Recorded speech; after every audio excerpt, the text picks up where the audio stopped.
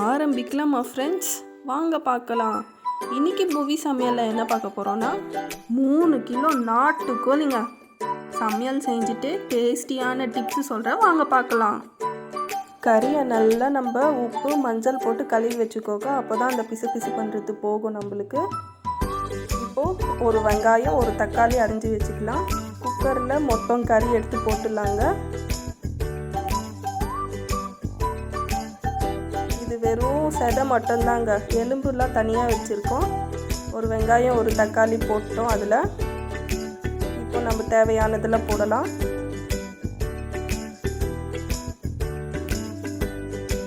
தேவையான அளவு உப்பு போட்டுக்கலாம்.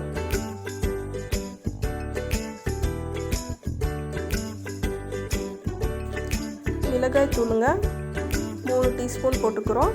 உங்களுக்கு காரம் கம்மியாக வேணும்னா 1.5 டீஸ்பூன் இல்லை 2 டீஸ்பூன் போட்டுக்கோங்க. மஞ்சள் தூளுங்க, மஞ்சள்லாம் போட்டாச்சு.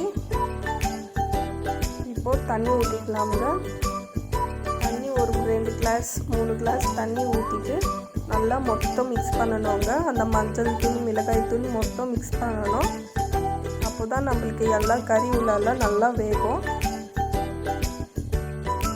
மொத்தம் மிக்ஸ் பண்ணிட்டோங்க. பெப்பர் ஃப்ரை பண்ணுறதுனால நம்ம தண்ணி லிமிட்டாக ஊற்றிக்கலாங்க. ரொம்ப ஊற்றிட்டோம்னா ரொம்ப தண்ணியாக போயிடும், பார்க்கவே நல்லா இருக்குல்லங்க. இப்போது குக்கர் மூடி போட்டு 2 விசில் வச்சிடலாங்க. இப்போ தாளிக்கிறதுக்கு மசாலா அரைச்சி வச்சுப்போம். முதல்ல சின்ன வெங்காயம் போட்டோங்க. சின்ன வெங்காயம் அவ்வளோ நல்லதுங்க, இன்னும் நல்ல டேஸ்ட் கொடுக்கும். அப்புறம் இஞ்சி பூண்டு பேஸ்ட்டு 2 டீஸ்பூன், பச்சை மிளகாய் ஒரு 5-6 போட்டுக்கோங்க. காரம் கம்மி வேணும்னா நீங்கள் காரம் கம்மியாக போட்டுக்கோங்க. அப்புறம் ஒரு வெங்காயம் ஒரு தக்காளி அந்த மிக்சிலேயே போட்டு நல்லா ஃபைன் பேஸ்ட்டாக அரைச்சிக்கோங்க. இந்த பேஸ்ட்லேயே நம்மளுக்கு காரம் கம்மியாக வேணும்னா அந்த பச்சை மிளகாய் 1-2 கம்மி பண்ணிக்கோங்க. கடாய் வச்சிடலாங்க, தாளிச்சிடலாம். முதல்ல எண்ணெய் ஊற்றிக்கலாங்க. ஒரு 4 ஸ்பூன் வரைக்கும் எண்ணெய் ஊற்றிட்டு தேவையான மசாலா போடலாம். பட்டை 2 போடலாங்க. ஒரு கிராம்பு, சோம்பு போடலாங்க. கடுகுங்க, 1 ஸ்பூன் கடுகு போட்டு நல்லா பொரிய விடுங்க.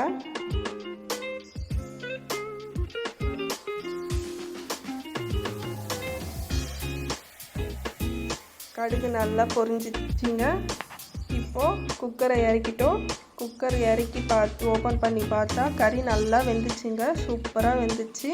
கறி கட் பண்ணுவாங்க இல்லையா, அந்த கறி கட் பண்ணுறதுக்கு முன்னாடியே சில பேர் சாதாரணமாக மிஷினில் கட் பண்ணிடுவாங்க. அப்படி இல்லாமல் அது கறியை நல்லா சுட்டு நெருப்பில் சுட்டு அதுக்கப்புறம் அதை க்ளீன் பண்ணி செஞ்சு சாப்பிடுவாங்க. அந்த டேஸ்ட்டு தாங்க செம்மையாக இருக்கும்.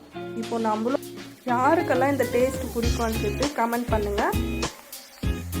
இப்போ நம்மளும் அதே தாங்க, நல்லா நாட்டுக்கோழியை மாங்காய் தோப்பில் போயிட்டு நல்லா க்ளீன் பண்ணி சுட்டு க்ளீன் பண்ணி எடுத்துகிட்டு வந்துருக்கோங்க.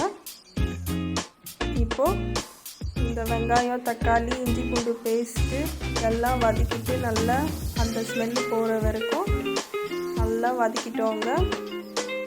பார்த்திங்களா எவ்வளோ நல்லா ட்ரையாக வந்துருக்குன்னு. நல்லா வதக்கணுங்க. ஸ்டார்டிங்லேயே நம்ம போட்டோம்னா அந்த டேஸ்ட்டு சேஞ்ச் ஆகிடும். நம்மளுக்கு நல்லா இப்போது வதக்கி வந்துச்சு. இந்த ஸ்டேஜில் நம்ம போட்டுக்கலாங்க, கறி போட்டுக்கலாம். முதல்ல கூட்டி வச்ச கறியை எடுத்து அதில் போட்டுக்கலாங்க. நம்ம ட்ரையாக ஃப்ரை தான் பண்ண போகிறோம். தண்ணி ரொம்ப இருக்கேன்னு பார்க்காதீங்க, நம்ம நடுவில் குழம்பு கொஞ்சம் தனியாக எடுத்து வச்சிடலாம். அந்த தாளித்த மசாலா இந்த கறி மொத்தம் சேர்த்து நல்லா மிக்ஸ் பண்ணிக்கோங்க. நல்லா அது வெந்து வரட்டும். இந்த டைமில் நீங்கள் ஒரு வாட்டி டேஸ்ட் பண்ணி பாருங்கள், உப்பு காரம் எல்லாம் கரெக்டாக இருக்கான்னு பார்த்துக்கோங்க. பத்தலைன்னா கொஞ்சோண்டு தேவையானதுங்களாம் போட்டுக்கோங்க. பார்த்திங்களா நல்லா வெந்து வந்துச்சு. நல்லா கொதிக்க விடுங்க. அது கொதிக்க கொதிக்க அந்த சிக்கனோட அந்த ஆயில் எல்லாம் மேலே வரணுங்க. அப்போ தான் கறி அவ்வளோ டேஸ்ட்டாக இருக்கும். பாருங்கள் எவ்வளோ நல்லா சூப்பராக வெந்து வந்திருக்குன்னு. மேலே அந்த ஆயிலெல்லாம் மேலே மெதுக்குது பாருங்கள். இன்னும் நல்லா திக்காகணுங்க. சமையல் செய்ய தெரியாதவங்கெல்லாம் கவலைப்படாதீங்க. இந்த வீடியோஸ்லாம் பார்த்துக்கின்னு நீங்களே தாராளமாக அருமையாக சமைக்கலாங்க. இதெல்லாம் ஹோட்டல் ஸ்டைலுங்க. இதெல்லாம் ஹோட்டலில் கூட இவ்வளோ டேஸ்ட் வருமான்னு நம்மளுக்கு தெரியாது. சூப்பராக இருக்குங்க. ஒரு வாட்டி ட்ரை பண்ணி பாருங்கள் வீட்டில். நல்லா கறி ஃபுல்லாக வதக்கி அது ட்ரை ஆகிட்டே வரணுங்க. அந்த தண்ணி மொத்தம் சுண்டிடணும் நம்மளுக்கு. நம்ம நடுவில் தனியாக குழம்பு தனியாக எடுத்து வச்சுப்போம். இந்த டைமில் நம்ம குழம்பு தனியாக எடுத்துக்கலாங்க. நம்ம ட்ரையாக ஃப்ரை பண்ண போகிறோன்றதுனால அந்த குழம்பு ஏன் வேஸ்ட் பண்ணணும், தனியாக எடுத்து வச்சு அது பெப்பர் போட்டு நல்லா அது கார்னிஷ் பண்ணி அதுவே சுட சுட சாப்பாட்டுக்கோ இல்லை களிக்கோ வச்சு சாப்பிடுங்க. அவ்வளோ அருமையாக இருக்கும். சூப்பராக இருக்குது பாருங்கள். இந்த ஸ்டேஜில் கறியை இன்னும் ட்ரையாக வறுத்துக்கலாமுங்க. நம்மளுக்கு கொஞ்சம் கூட அந்த தண்ணி இருக்கக்கூடாதுங்க. அவ்வளோ ட்ரையாக வறுத்துக்கினா தான் நம்மளுக்கு அந்த பெப்பர் ஃப்ரைன்றது வரும். இந்த நடுவில் பெப்பரை நல்லா வதக்கிட்டு மிக்சியில் போட்டுக்கோங்க. இந்த பெப்பரை அப்படியே அரைச்சி வைக்கிறத விட வதக்கி அரைக்கிறதுல அவ்வளோ டேஸ்ட்டாக இருக்குங்க. அவ்வளோ சூப்பராக இருக்கும். ஸ்மெல்லும் நல்லா வரும். இப்போ பாருங்கள் தண்ணிலாம் நல்லா சுண்டி வந்துச்சுங்க. இந்த ஸ்டேஜில் நம்ம பெப்பர் போட்டுப்போம். பெப்பர் ஃபுல்லாக போட்டுக்கலாம். உங்களுக்கு காரம் கம்மியாக வேணும்னா நீங்கள் கம்மியாக போட்டுக்கோங்க. இது ஆந்திரா ஸ்டைலு ஸ்பைசின்றதுனால நம்ம ஃபுல்லாகவே போட்டுக்கணும். நல்லா மிக்ஸ் பண்ணிக்கோங்க. இந்த டைமில் நம்மளுக்கு அடி பிடிக்கிற சான்சஸ் இருக்குது. அடி பிடிக்காமல் ஒரு 2 மினிட்ஸ் அப்படியே நல்லா நம்ம வதக்கிட்டே இருக்கணும். நல்லா ட்ரையாக வந்துச்சு பாருங்கள். பார்க்கவே சும்மா சூப்பராக இருக்குது.